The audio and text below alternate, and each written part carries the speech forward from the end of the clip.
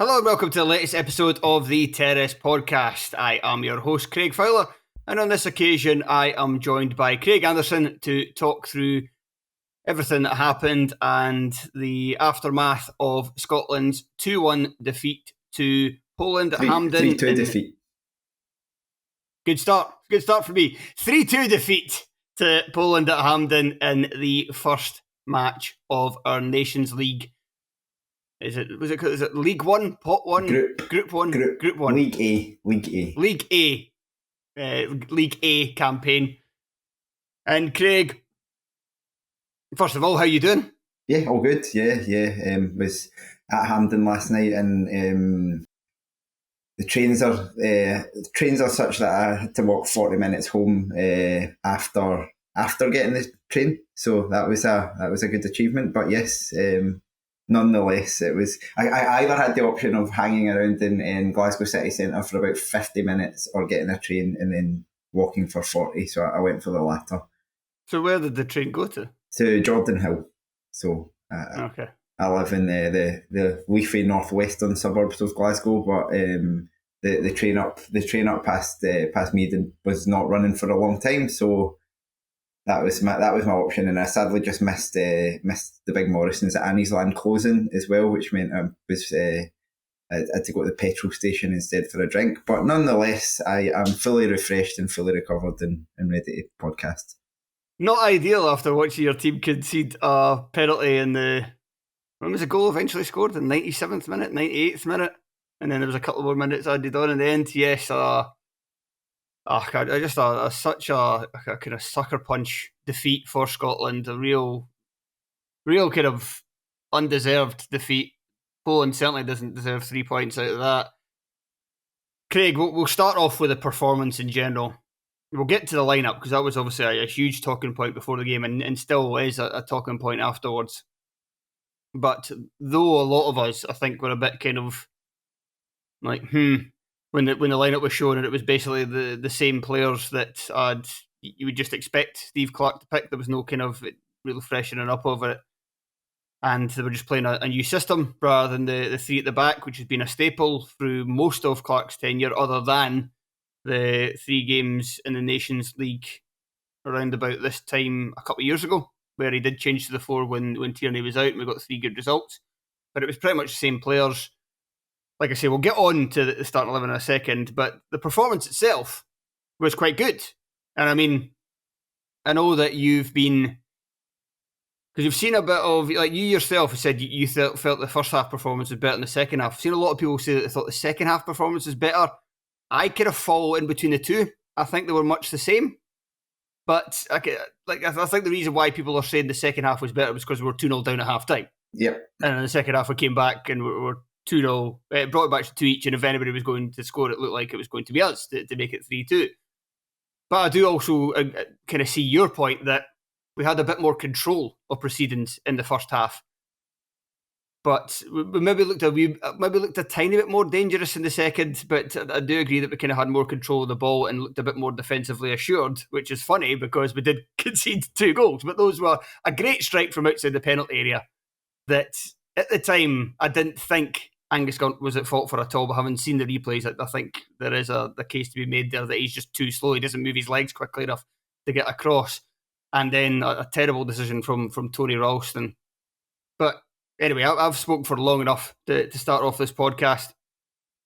Just talk me through what you thought of Scotland performance overall and what you thought the kind of real positives were from it. Yeah, so I thought like we started the game brightly up until obviously conceding a goal early on, and then I think for the rest of the half, now obviously Poland are 1-0 ahead at that point, but to me it wasn't as if it was like Poland just sitting back and letting us attack or anything. It was, I think we imposed ourselves on that game a lot more in the first half, which is what I was kind of getting at. I think we dominated not just like possession but territory as well for that part of the match, and we didn't create loads of chances, but we created kind of a lot of openings. I think I've said this before, we created everything that was like one step short of a chance, and it felt like we were kind of on top and we were pressing them really well. They had a really uncomfortable night, I think, in general, in terms of how we pressed them. Like, they didn't like it one bit.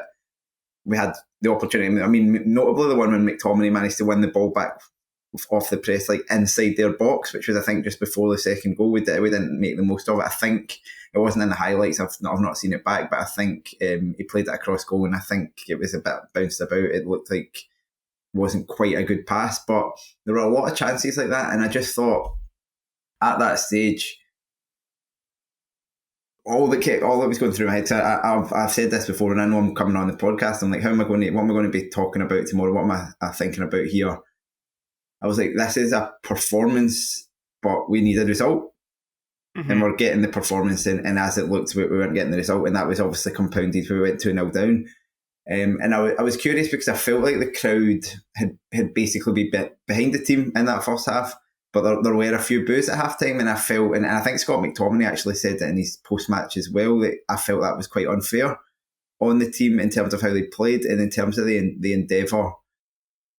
And it was I don't know if it was a different style, but like people were obviously raving about the 70 minutes away in the Netherlands in particular in that friendly where we were like zipping the ball about.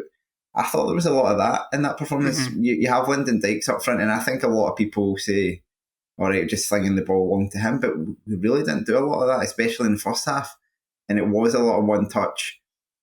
It's actually what leads to certainly the first goal, which is we were trying to keep possession and play passes, and Billy Gilmour is absolutely perfect for that because you can give him the ball in literally any situation normally, and he'll keep it. It's like you give him it in a blind alley with three people around him and he finds the pass. That time the pass from McLean was just not good, so Gilmour doesn't even get the ball. So I wasn't blaming Gilmour for that. It wasn't his fault whatsoever. But McLean's pass is obviously poor, but the idea that it stems from, I think to me that's a mistake that comes from trying to do the right thing rather than the other two mistakes we're talking about are just stupidity. But it's a mistake. In fact, you can talk about McGinn getting caught on the ball for the winning goal as well. It's the same. McGinn's trying to spin the guy and start an attack. You can argue about the logic of doing that deep inside your own hat or in the centre circle when you're maybe outnumbered a wee bit. But that was. I don't mind conceding goals and making. I mean, I mind when you concede a goal, but making mistakes where it's like coming from trying to do what the right decision should be and a bit of bravery there. And I thought there was a lot of bravery in the performance on the ball. As I say, having Gilmour really very much helps that, and having McTominay really helps that because I jumping about a little bit. Scott McTominay was head and shoulders the best player on that park last night. It was probably the best I've ever seen him play. He was basically running with the ball towards them, and they didn't know how to stop him because it's unusual to get a guy who's that big dribbling at you. And so it was helped by that, and with that midfield, you're always going to be brave on the ball. But yeah, there was a lot of bravery there in the way we used the ball. And I thought in the second half, after we scored, and then there was like a 2-3 minute period where we kind of kept doing the same, when it was just like high octane. And then I actually thought we fell out the game, and I thought Poland were passing through the midfield at will, and they had a few chances, and I thought like they really got a grip of it in the second half up until the changes. I actually think of the four subs that came on, and when we got into them later on, probably like Gauld was the only one that was like really good or good in terms of the actual performance. Shankland did pretty well, I thought. Well, we actually disagree on that. We'll get to that later. But what they seemed to do was just change the approach again. It seemed to just give the legs, which is what you wanted, and it gave us width that we didn't have. And so the subs to me changed the game back in our favour, even though the players who came on didn't necessarily do it themselves. It was just the shape that made it work. I said at the time before he made the triple sub, I was like, it's just the right time. The 5 minutes before then, I think you could see Poland starting to come back into things a bit more. It just looked like we were starting to get a bit leggy and just kind of running out of steam a little bit. So they were made at just the right time. I thought they were a bit late. I thought we were maybe 5-10 minutes late, actually. Yeah, probably I would say 5. I would have said 5 minutes late. I think they were made on 70 minutes. They probably should have been made on 65. going back to what I kind of said at the start, of kind of like a disagreement on whether, like, people say we didn't play well in the first half compared to the second. I think if you're saying it, not just the goals, I think are a lot of that. I think that's kind of confirmation bias with the goals kind of showing, oh look, we played better, we scored more goals. But some, like, every football fan should know that goals don't often reflect how you're playing in a match. I think in the first half we had more control. I think we did pass the ball. Like, McGinn coming inside from the right hand side, I think worked quite well in terms of us keeping possession and moving the ball through the lines and moving it up the park. I think a problem was that that then limited our options in the final third, because McGinn in the final third wasn't want to be standing out on the right, and then behind him it's Tony Ralston. Now Ralston did have his good moment in setting up the goal and getting forward, but we know that Ralston, especially compared to an Aaron Hickey or even I was going to say Calvin Ramsey, so I was thinking of Nathan Patterson. Even compared to Hickey or Nathan Patterson, Ralston is nowhere near as good getting up the pitch and making himself available in the final third, or even like, and this was something Tony picked on in the game against Hungary, even somebody that his teammates trust to do something in a lot of space. So it did mean that we were kind of left for it to be McTominay doing something or Christie to try and do something, which he didn't really do because Ryan Christie's essentially now a number 8 or even like a defensive type of player at Bournemouth, and he's not a attacking midfielder anymore, so he didn't really look comfortable, and he's never really been somebody that's looked wholly comfortable out on the left anyway. So I think we were a little bit blunted in attack. That said, we did create probably our best chance other than the goals from open play in Lyndon Dykes. I've seen some people say it was like a half chance. I'd completely disagree. It maybe looked different at the stadium, but watching it on telly, I think he should have scored. It's quite high, is it not? I think it's a difficult height, but he's got so much time to set himself and to try and get over it. I think he has to fight his way past the defender to get there. It's not like he's running onto it like unopposed. I didn't expect a goal from that chance. No, I did. He gets past the defender and he has enough time. He just doesn't. He twists his body. He just doesn't get over the ball enough, and it kind of comes off slightly to the side of his foot. I think he should score there, but in general, the point was we looked less threatening, I would say, in the final third. And it was no kind of coincidence that the goal we had that was chopped off was from a set piece. And then I think after the subs, we looked better as an attacking threat, I would say, going forward. And I think that was due to just having natural width. And then that's kind of our disagreement on how the players played, but we'll get to that later. Talking about the performance in general, and especially the first half, I was just was really encouraged by, like you say, how we played, how we zipped the ball around. We seem to be playing with confidence again that had completely evaporated by the time the Euros had come around. And it was surprising and refreshing to see that they were playing with that confidence, considering the battering they got, and considering, as I spoke on the podcast with Andy earlier in the week, there was still a big kind of Euros hangover, really kind of, well, sorry to repeat myself, hanging over the camp and the team. What hangovers do. Yeah, and the supporters base.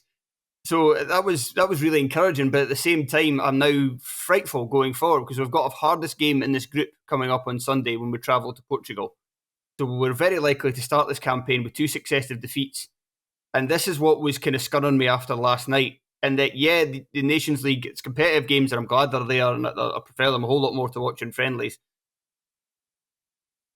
But at the same time, the fact that we didn't get a result at all, like even if it had been 2 each, and we come back for 2 goals down, be like, okay, we can take that. I could see us getting a result in Poland if things break for us a little better, and that means you just have to get the better Croatia. We could finish in the top 2, and then we could get a pot 1 place for the World Cup defeat, and then going over to Portugal, probably losing there. Does that confidence then just erode immediately? Do the players go back into their shell? It ramps up the pressure on Clarke and is going to divide the supporters base more. I think that was a huge, huge game last night that not necessarily we needed to win, and that it was a must win, because that'd just be ridiculous to say about the first match of a Nations League campaign. But it wasn't far off for me, and I think the future would have looked a lot brighter for everybody involved if we had managed to, instead of Poland getting that last minute, that injury time goal, if it had been a Scotland goal instead. That changes so much the narrative around this team going forward. And yeah, like I said, I was gutted after full time that it ended up being the reverse. Yeah, I mean, no, I think it isn't too much to say. I thought we needed to win that game, and for a number of reasons. You talk about, just it's very easy for like these stats to start to kind of rack up of how many wins it is and how many games. Now, to me, folk are including friendlies in that. Don't care. Friendlies, pointless, waste of time, wouldn't be bothered about them. But even the You need to include friendlies to get our only victory, though. Well, that's the problem. Yeah, the competitive record, even then, you're stretching back, I think, 6 games now without a win competitively. Now, in fact, sorry, seven games now competitively without a win. It's not inconceivable that will be 12 come the end of the Nations League campaign without even playing that badly. You could have another 5 performances like last night's and not win any of those games because you're playing against better opposition. And that's the issue. And that's why I thought, like, from that point of view, we needed the result. And also, I think there was an opportunity to finish in the top 2 of that group. I don't think it was out of our realms of achieving that.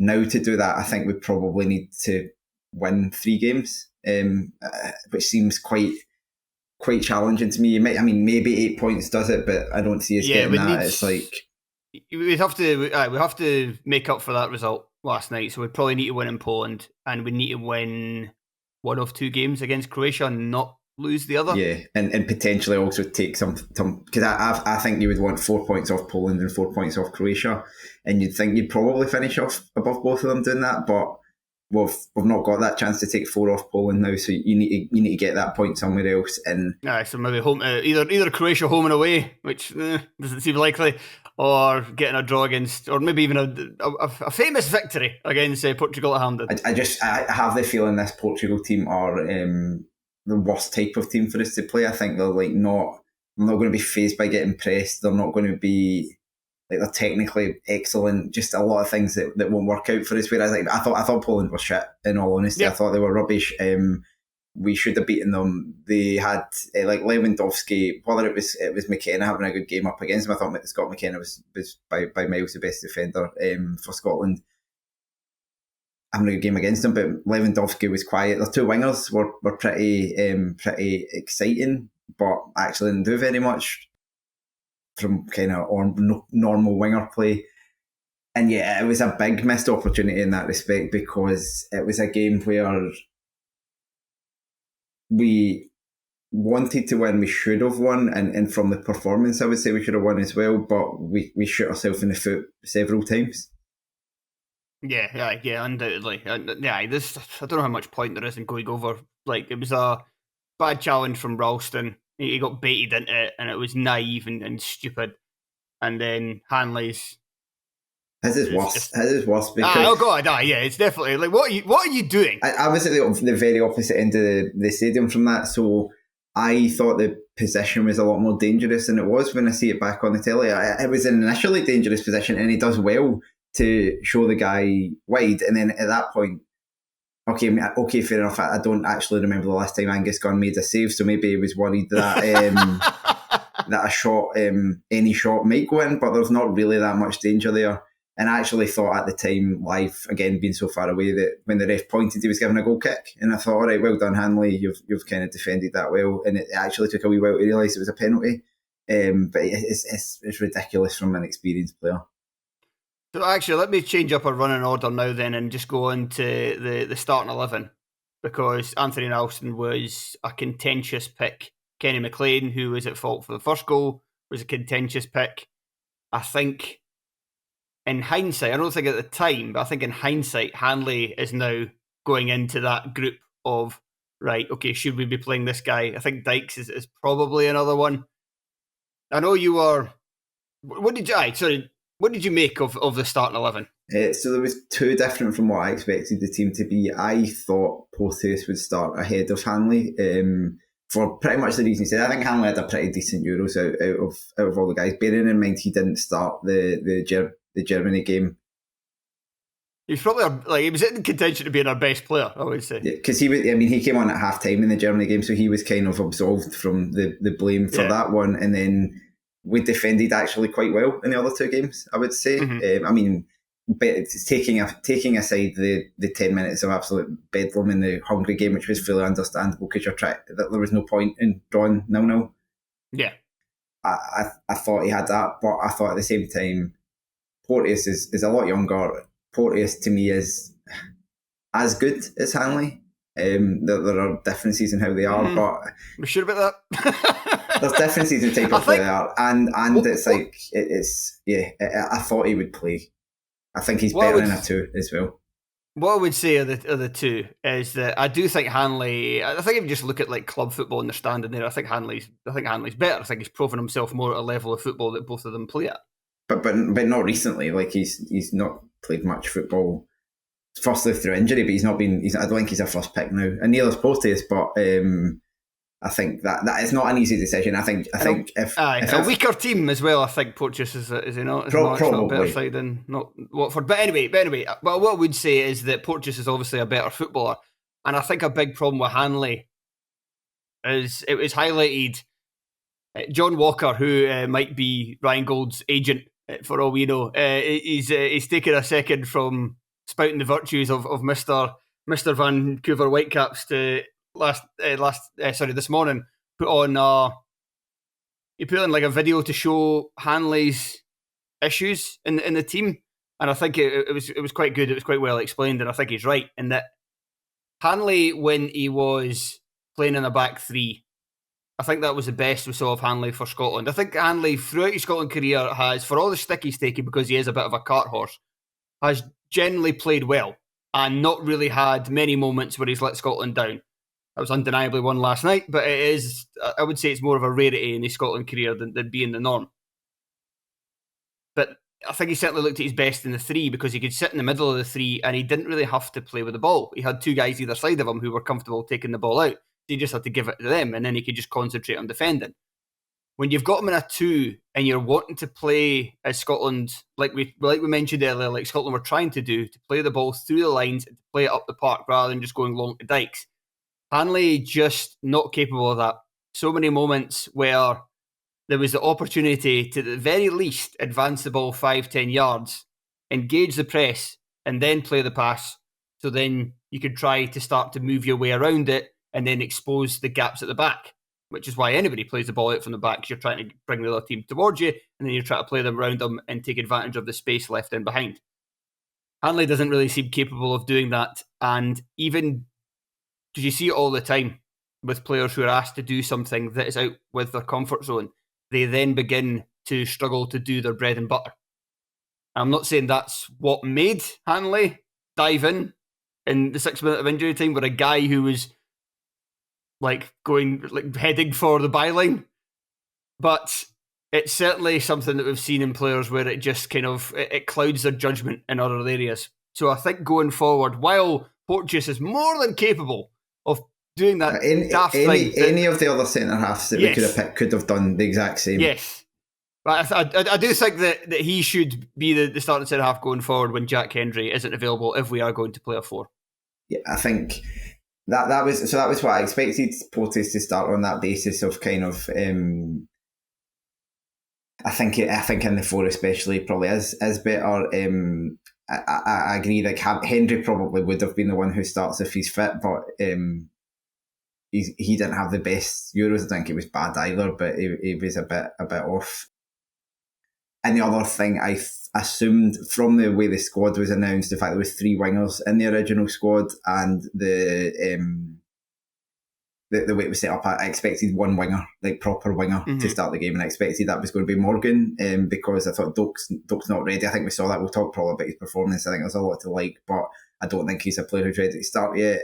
And obviously Forrest had then pulled out, so I was thinking Morgan probably starts on the left and McLean doesn't play. I thought it would be McGinn, probably McGinn and Gilmore sitting deeper, and Christie, McTominay and Morgan as your 3. I actually thought it kind of how we played worked again, up to a point. Up to a point, McLean makes a mistake, but aside from that, and I actually think McLean's a pretty underrated player. I think he's a lot better than he gets any credit for, but he's not a player who should be ever really a starter for Scotland. He's a player who should be a very reliable backup, which he usually has been, but I think obviously the two players we're talking about, McLean and Hanley, are the two oldest players in the squad. They're the only two over 30. Well, sorry, Robertson's 30 as well.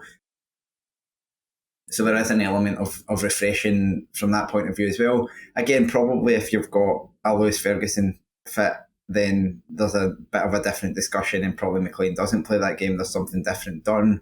But even at that, I think it's not the team I would have picked, but also I don't think it was like an awful decision. And I think I saw a lot of people saying like it's the same players that have let us down in the past, and it's like, well, it is, but it's also the same players that have been very good in the past. It swings both ways. Like there are not players. There was not a single player out there where I was like, that guy undeniably deserves a chance to play, because I think the ones who are on the fringes, to me, the young ones, I think there was 5 members of the under-21 squad were called in. They're all still a wee bit short of what we need, and then the other ones are just variations of the same.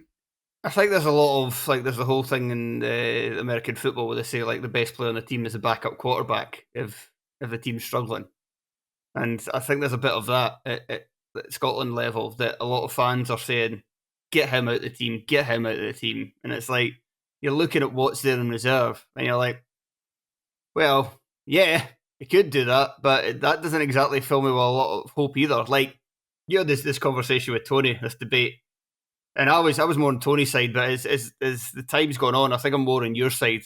The debate about Ralston against Max Johnson. We've seen that Ralston's not that great for Scotland, but there has been a lot of games where he's been fine and done a job and not really let us down. And Johnson's just an unknown commodity. He doesn't start every week in the Austrian. He doesn't start any week. He started 4 league games since he went there. He's very much somebody himself who is as a prospect for the future. Now, you could throw him in and he could play above that. And we've seen a player before at Scotland level with probably less talent than Max Johnson, with connections to Motherwell and Kilmarnock, do very well in a Scotland jersey. So it's a possibility, but Steve Clarke's the guy seen him in training. And if he sees him in training, he doesn't look as good as Ralston, or he doesn't look better enough for them to be a reason to throw him into a game when he's not had that experience, then that's something I'm kind of willing to trust with Clarke's. Like, obviously, if Ralston started over Patterson or Hickey if he was fit, then that would be a different story. That would be absolutely ridiculous. But there's just not really that. There's not that depth that you could say definitely pick him. Same with Dykes up front. Like, people are unhappy that Dykes is still in the team. He's now going to Birmingham City. He's a League One player. I mean, Lon Shanklin has not started the season well whatsoever.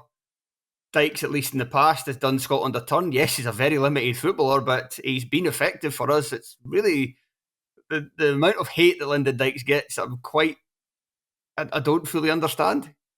I know that people are doing it because they're just watching him play, and he's not an aesthetically pleasing player to watch sometimes. His touch can be very rough. His decision-making can be rough. His finishing isn't the best. But you look at some of the big moments he's come up for us in, and there's been nobody consistently for Scotland over the past decade up front. Since that wee period that Griffiths had, maybe. And that was around about 2017-18. There's nobody really been anywhere else at Scotland that's had a sustained period of play that's been half decent. And Dykes has had that, and nobody else really has. And I'd probably include Shea Adams for that. Shea Adams just had a few kind of, maybe one decent campaign, and ever since then he's been quite poor. And I think with playing Christie on one wing and McGinn on the other, and McLean in the team, I think it did give us more control of the match, and control of the ball, control of the territory, control of possession. But like I said earlier, it left us a bit blunted. What I wouldn't mind, but this is probably what it was actually the plan last night, to do that and to keep things, and to be a little cautious and to keep things tight and to not try and give anything away. And then if we're needing the goal late on, then chuck on the players. Problem with that is it would short us. There was goals we couldn't really legislate for. There was a great finish, possibly a goalkeeping error, and then a daft decision at the penalty, and that was all that Poland done. So then it just kind of it made the game a completely different one for us. But you could also say that about Clarke, that, well, why bother that to start with? Just go and try to win the game from the off, and that's part of the argument against Clarke that a lot of people have, is that he's just a little too defensively minded. I would say, I think on the whole, it's obviously not worked every time, but on the whole, that has worked for us over his tenure. And I think a lot of people have got short memories with regards to what Clarke has done for the national team, where we were beforehand. People will say, oh, but we've got such a great squad of players. Like, I think Clarke has helped bring that along hugely. And it's also a squad that is very unbalanced. There's a lot of players who have got similar talents. Our best two players are fucking left backs, for fuck's sake. Like, and one of them's injured all the time. And then further forward, you've got a lot of midfielders who are similar. McGinn, McTominay, Christie, Ferguson. Like, there's differences to their play, but there's also a lot of much of a muchness. We even lack a proper defensive midfielder. Like, we have to play like McLean there, we play McGregor there, we play Gilmore. These guys are all quite similar players. Clarke is working with a squad that has a depth of talent that, yeah, we might not have had in quite a while. But it's also a talent pool that doesn't quite mesh together very well. I think it's like the level of the top end quality is much higher than it's been in a while. In terms of, like, you realize, particularly to be Robertson, McTominay, Gilmore, and McGinn are four players that are far better than the main. And I think, but there's four things we still really lack. We still lack top end talent at goalkeeper, at centre half, at creative midfielder, not necessarily attacking midfielder, because we do have top end talent, but somebody creative. We lack that, and we lack a proper forward. Yeah, well, and that's it. And I was actually really surprised to come away from last night. And I don't know if it was just because it was the last thing on people's minds from him giving the ball away that led kind of to that penalty. To being critical of John McGinn's performance, because I thought it was the best he had played for Scotland in a very long time in last night's game. I thought they couldn't cope with him physically for much of the game, and he was constantly kind of playing those wee flicked balls. When he was on the right, he was kind of constantly moving the ball in field. I thought he played well. I think he had been pretty poor right through the last qualifying campaign. Yeah, it was. And the Euros, I don't really remember much from him, but I thought he played well last night. So I was surprised to see criticism of his performance, like Robertson. There was a bit of chat on the Discord about him. He was not amazing in the game, but he was good, I thought. And I don't know if there's a little element of, like, just getting fed up of these guys, even though they're, like, very good, if that makes sense, because they've been around for a long time. But do you think Croatia fans are fed up of Luka Modric or whatever? I don't know. Like, do you know what I mean? Like, it's, if a guy's good, then he's going to be in the team for a long time, and that's kind of how it is. And they're not always going to be brilliant, but yeah. So I think, to me, everything to do with the team selection was understandable. It's not what I would have picked. But you can see why people would be a little bit. I think they were expecting more new faces, but I do think the new faces that you're talking about, like Max Johnston in particular, I don't think he is anywhere near a Scotland squad, but for the injuries. I don't think it's even a name that people would be talking about if Hickey and Patterson are both available, because even then, Ralston isn't even in the squad at that point. He definitely would be getting talked about, because you know why? As soon as any player plays in like the respectable league abroad in the top flight, Scotland fans are always like, what about him? What about him? You can see it like with Serie A. Like, people are like cheesing over like having so many players in Serie A, and it's cool. It's cool to have players in Serie A, and it's certainly cooler than playing for Brighton. But at the same time, Serie A is so much weaker than the English Premier League. Like, you'd actually probably rather have somebody playing for Brighton than playing in the top flight of Italy. Except Billy Gilmore. I'm rather he's at Napoli. I think that'll be a good move for him. But I do. I think it was maybe Ewan that said that it's a good move for him because it will suit him a lot more. But you kind of maybe want him to be challenged and not necessarily to go to a footballing country that just suits his talents down to absolute. I think there will be a lot more work expected of him, and I think it's my one. I adore watching Billy Gilmore. I think he is already very, very good. Already probably Scotland's best player at this point, but I also think you're 5 or 6 years short of seeing the best of Billy Gilmour. I think the type of player he is will get better with age. With age, it kind of will turn into like a Modric type. If you talk about without maybe the goal touch, although he did score last night, but that's only second ever goal. Second ever goal and first ever competitive goal. But with Modric, like I think at this age he had just left Dinamo Zagreb to sign for Spurs. The same age that and you think of the career he's had and still having, but my criticism of Gilmour is I don't think he's fit enough. I think his fitness, he constantly, and you saw it last night again, he was starting to tire. It happened in both the games he started in the Euros. He was tiring. He starts to not be able to get about the pitch, and he obviously went off. And you lose a lot when he goes off, so you want him to be a 90-minute player.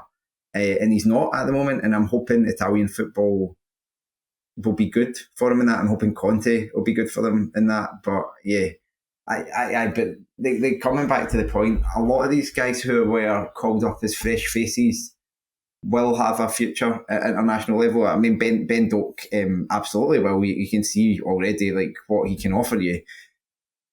Well, let's actually talk about that. Let's talk about the subs. So Doak, Morgan, Shankland and Gauld are the ones to talk about. So, we'll start with Doak. So obviously he played a part in the goal.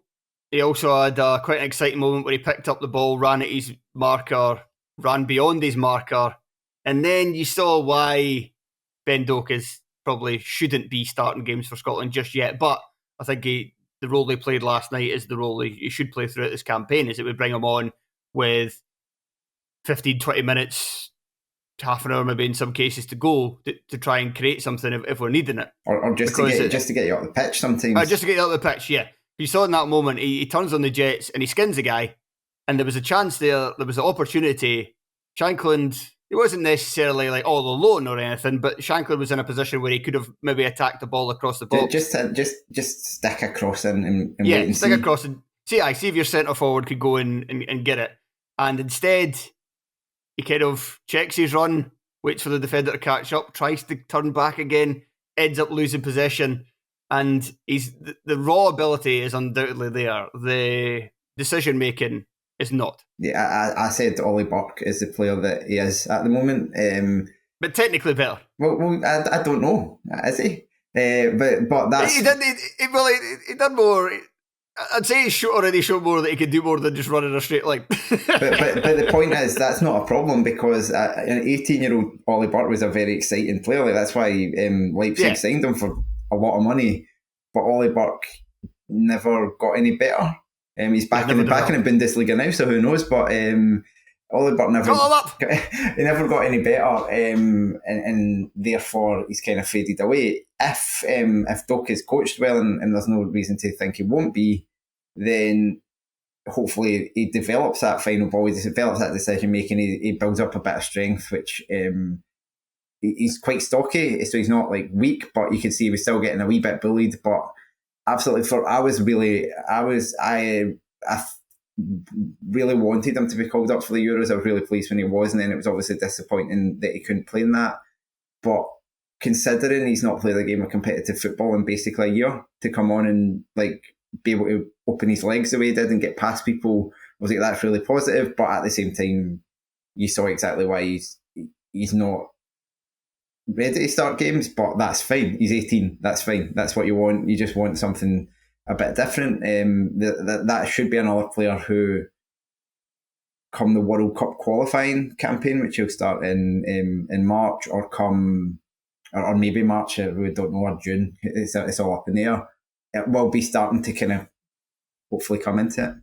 So despite what I said, and I still stick by it, that I think he should only play in fits and starts, I did think that he generally did play well, because he brought something that we were lacking on the field. And I also thought Lewis Morgan done the same. I thought he brought us an aggressiveness and a directness. I know you don't think that Lewis Morgan played well, but I think that it was down to, yes, his crossing wasn't particularly great, and it's obviously an issue if you've got a winger that doesn't have an end ball. But if we're going to play with a 4-2-3-1 system, he gave width. Don't get me wrong. Yeah. But that's I think he drifted into good areas. I think when he got the ball, I think he went at them, and it's better, even if your ball's shite, your final ball shite. I think it's better to have somebody doing that and asking questions of the opposition and making them clear it rather than somebody not really doing anything. But to me, that's not Lewis Morgan being good. That's just like having a winger on the pitch was being good. So like you could have called up like any Scottish Premiership winger and said stand out in the wing.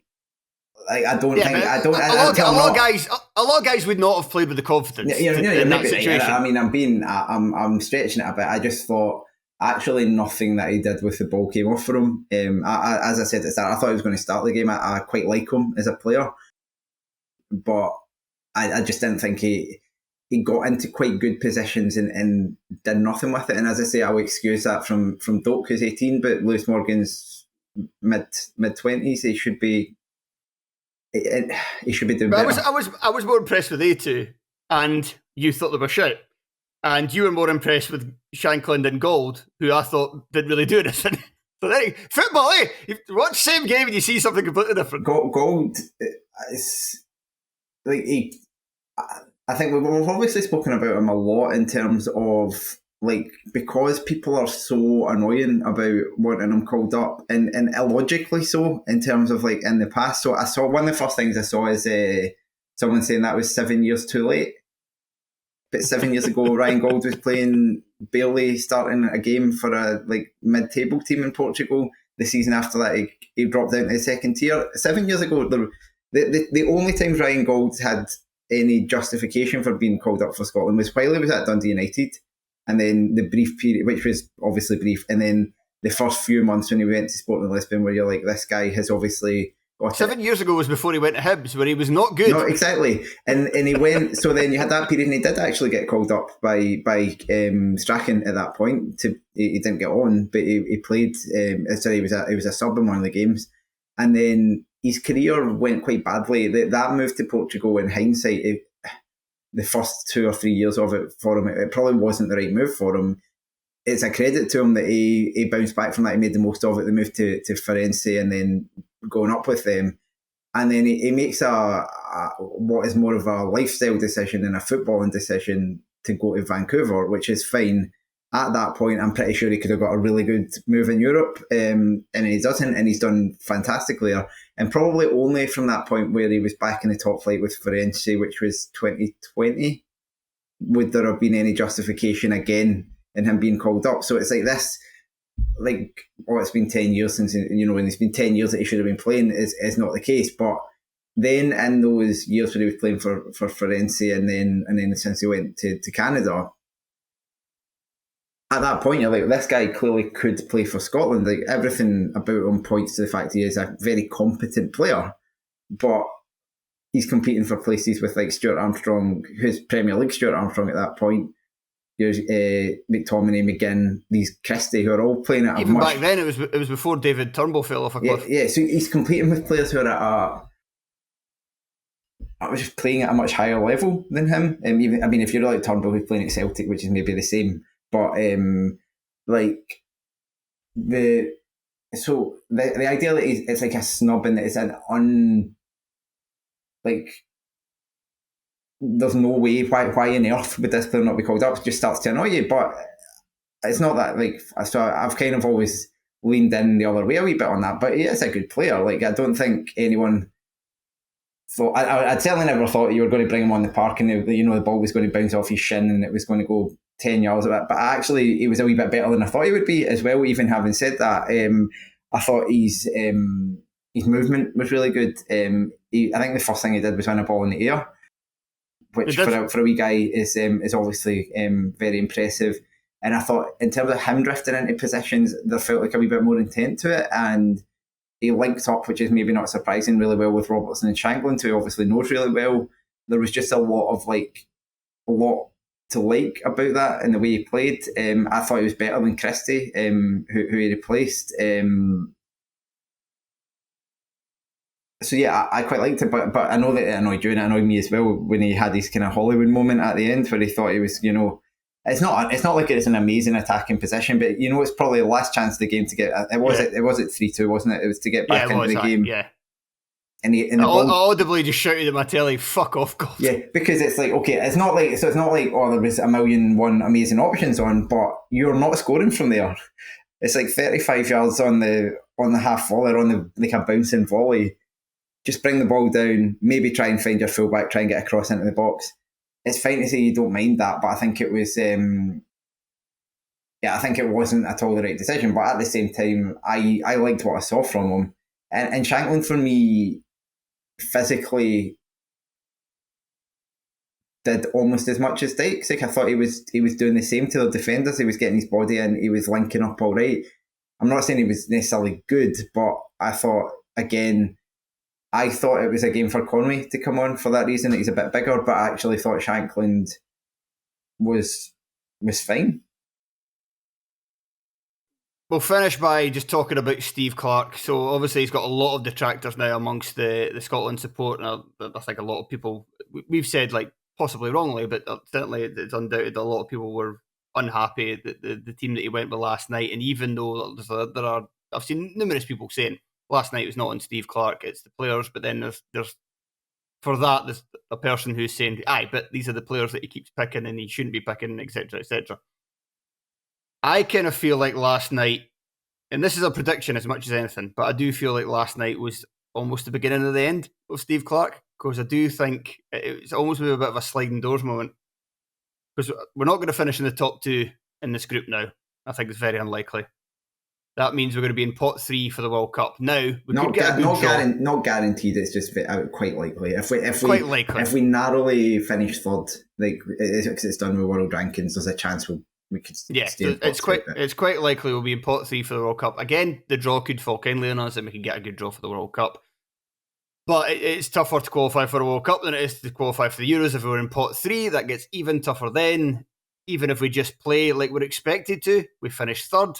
Fans aren't going to be happy around about that. I think that's when his contract is coming to an end. Kind of feels like, even regardless of whether it's the right decision or not, because I think I saw people saying, like, get Moyes in. I don't think Moyes is wanting the job right now, and he also might not want it in a year or so time. And I think the most likely candidate after that is Derek McInnes. Derek McInnes is a very good manager on the Scottish top flight. Based on what we've seen, Derek McInnes is not as good as manager as Steve Clarke. So it doesn't mean that things are going to get... McInnes will suffer badly from... Unless Clarke qualifies for the World Cup. I think Clarke will be going after the World Cup regardless. I think we could win the World Cup. I think he would go. I think that's maybe always been his plan. He really wanted... Because he never got to the World Cup as a player. He said it's kind of one of his ambitions to try and take the team to a World Cup. And I think this will be... So maybe it doesn't matter that much, but I do think that we're not going to... So we'll end up with pot 3, probably not qualifying for the World Cup, and that'll be the end of Clarke, and it'll end up kind of, his reign will end up kind of fizzling out and ending on a fairly sour note, which will be a shame. Yeah. I don't know. Am I just too doom and gloom off the back of one game? But it does feel like I could see where the next steps are coming. It's not even doom and gloom though, because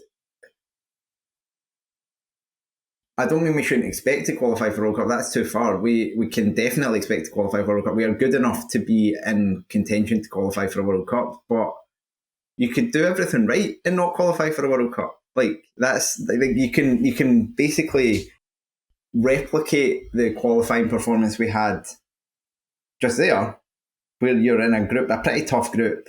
You even beat Spain, and yet you finish second, and then you're into a playoff, and then the way the draw goes, like, you don't know what's happening. Obviously, the fact that there are more groups means, in smaller groups, means there's fewer teams in the group, and maybe the quality changes a wee bit. But qualifying for a World Cup is hard. I don't think there'll ever be a point with a Scotland team where you can go into a World Cup campaign expecting to qualify. A Euros campaign, we can be like that Euros campaign there. I think we did go in, and I certainly went into that campaign expecting to qualify, and we did. I don't think you can ever go into that expecting to qualify, but as you say, had we managed to get the seeding, the pot 1 seeding, that obviously makes a big difference, because then you could get a piss easy group. And I think we would win a piss easy group. Like, I don't think the sort of mental part that maybe would have cost us in the past, where they would have had a block about winning groups, that's obviously gone with the Nations League. We've won a couple of groups in that. We've been competitive. We've qualified for all that we've spoken about. I think that's maybe 6 or 7 competitive defeats in the last 3 years. It's not like we're losing games all over the shop. Like, regardless of what the group is, we'll give it a go. I don't think we'll be miles off, but at the same time, I can understand why people will get a bit annoyed with how we've played. I think it's a shame because this has clearly been the best we've had it in a very long time, and it's, to me, I saw someone saying if we'd played all the 3 games at the Euros like we did last night, then people would have been happy. I don't think they would have been. I think we could have played brilliantly in all 3 games at the Euros, got done over by a bad decision, and went out as like the 5th best third place team by goals scored or bookings or something, and people would still have been annoyed that we didn't get through, and it would have been seen as a failure. It was a bigger failure the way it went down, but I think people have expectations that don't match what we are, and I don't say that. You know that I'm incredibly positive because about our prospects as a team. I think the team can achieve a lot, and I think the World Cup is not unachievable by any means, even if we're in pot 3 until we see the draw. And even at that, there's probably not a draw that comes out of that where you're like, we have zero chance here. But the reality of the situation is every single team that goes to a tournament, every single team that's in League of the Nations League is probably pretty good. So you can't just expect it to win games. But having said that, I think this will be the last campaign. I'm pretty sure of that. So I'm hoping it ends on like some sort of positive. But the only way it now ends in a positive, the only way people see this in the short term as a success will now be if we qualify for the World Cup. Anything else that we do, again, we could be in a hard group, we could finish second in that hard group, we could win a playoff semi-final, and then we could have like a really tough playoff final, get beat on penalties playing well, and ultimately people go, you failed, you didn't qualify for the World Cup. And that short-term legacy will be like that. The short-term legacy will be the same. And he's not, don't get me wrong, Clarke has not quite achieved as much as Craig Brown has, but the short-term legacy, when Craig Brown left, people were kind of ridiculing him. But in hindsight, Craig Brown was the best manager Scotland have had. Still better than Clarke, I would argue. There's a lot of, it'll be the same with Clarke, especially when we have another fallow period in the years past. Because it was with Brown, everybody romanticises it in hindsight, like, oh, how good was that, blah, blah, how good was he as a manager, great manager, done this and done that. I remember us being young at the time and how many people fucking hated Craig Brown. Yeah. As Scotland manager, were desperate to get rid of him.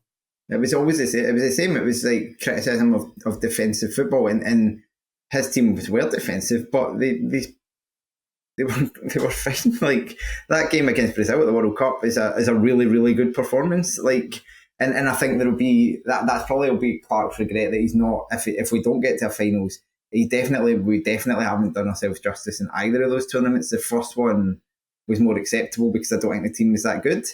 The last one, circumstances probably didn't help the order of the games, and then the fact with that Hungary game, it's like both teams are probably. I think that gets to a point where like, well, should we be going hell for leather after an hour when we know that if it's still 0-0 after with 10 minutes to go, they're going to be throwing literally every player forward, and we should be able to take advantage. Like there are circumstances involved. It's very easy to break major decisions down into individual decisions, but it's a shame because this should have been a celebration about being in League A. Like being in League A should be like, oh, let's see how it goes. Like, you know, it's a level we've not been at. We started out League C when we were in the Nations League. We've kind of climbed to this point, like a wee team getting promoted to the Premiership, right? You're like, oh, well, we'll see how we go. We'll give it a go. But then that wee team's manager gets sacked when they're bottom of the league after 25 games. Yeah. Even though you, at the start of the season you'd expect to be bottom, it's just how football is, and I think you're right. Barring maybe 2 or 3 big results, people are just not going to they're just not going to get back on board, and I think it says a lot about shelf life of an international manager, and that's probably fine. He will have been in the job a long time by the World Cup. Like that will have been. If we come to the end of this campaign, that have been 7 years he's been Scotland manager. It is quite a long time. I suspect that will be the end of it. But yeah, it's just a shame that I think that people's natural desire for change might override the logical aspect of actually this has been pretty good. Right, Craig, I think that'll do us. Thank you very much for joining me. You're welcome. I talk as much as I can as usual. Kind of get me to shut up. And thank you to everybody for listening and your continued support of the podcast. We will talk to you again soon. Goodbye.